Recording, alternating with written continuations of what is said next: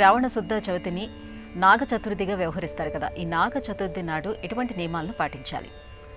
పాముకు పాలు చీమకు పంచదాల పోయు కర్మభూమి మనది.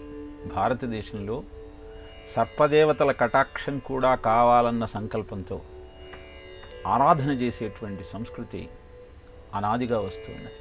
కార్తీక మాసంలో దీపావళి పండుగ తరువాత చతుర్థి నాడు జరుపుకునేదాన్ని నాగుల చవితి అని వ్యవహరిస్తాం.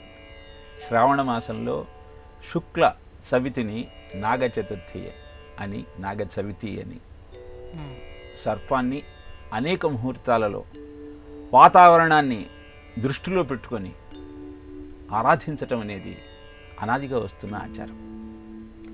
ఈరోజు ఆ నాగేంద్రుణ్ణి స్తుతిస్తూ పూజాధికాలు ముగించుకున్న తరువాత పుట్ట దగ్గరకు వెళ్ళి వర్జము దుర్ముహూర్తము లేని సమయంలో పాలు పోసి చలిమిడి నువ్వులతో చేసిన పదార్థాన్ని ప్రసాదంగా సమర్పించి అనంతరం స్వీకరించినట్టయితే సత్సంతానం కలుగుతుంది, వివాహం త్వరగా అవుతుంది.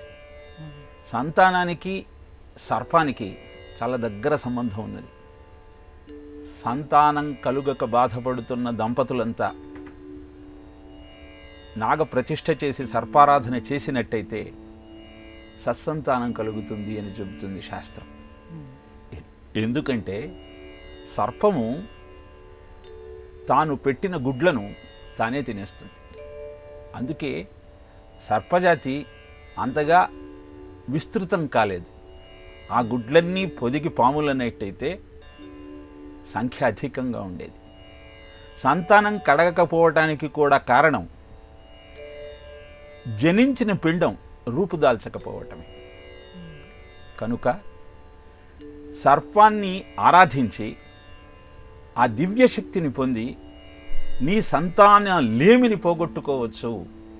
అందుకే కాలమే కాళము. కాలము అంటే టైం, కాళము అంటే పాము. కాలంలో వచ్చే విఘ్నాలన్నింటినీ పోగొట్టుకొని ఏ విధంగానైతే కాళహస్తిలో ఆ సర్పం ముక్తి పొందిందో అలా అర్చన చేసి నీ విఘ్నాలన్నింటినీ తొలగించుకుంటూ నువ్వు ఎదుర్కొనే సమస్యలకు పరిష్కారాన్ని పొందవచ్చు. అందుకే మోపీదేవి క్షేత్రంలో ఉన్న సుబ్రహ్మణ్య స్వామిని, కుకే సుబ్రహ్మణ్య స్వామిని అర్చించి అద్భుతమైన సంతానాన్ని పొందిన దృష్టాంతాలు ఎన్నో. అదే కాకుండా ఇప్పటికీ కొన్ని చోట్ల పాము కనపడుతూ ఉంటుంది, ప్రజలందరితో సహజీవనం చేస్తూ ఉంటుంది, అక్కడ పుట్ట కూడా ఉంటుంది, దాన్ని వాళ్ళు ఏమీ చేయరు. అది దేవతా సర్పమన్న నమ్మకంతో పూజిస్తూ ఉంటారు. వాళ్ళ మధ్య నుంచి నడిచి వెళుతూ ఉంటుంది ఆ పాము. అలాంటి క్షేత్రాలు కూడా భారతదేశంలో అనేకం ఉన్నాయి.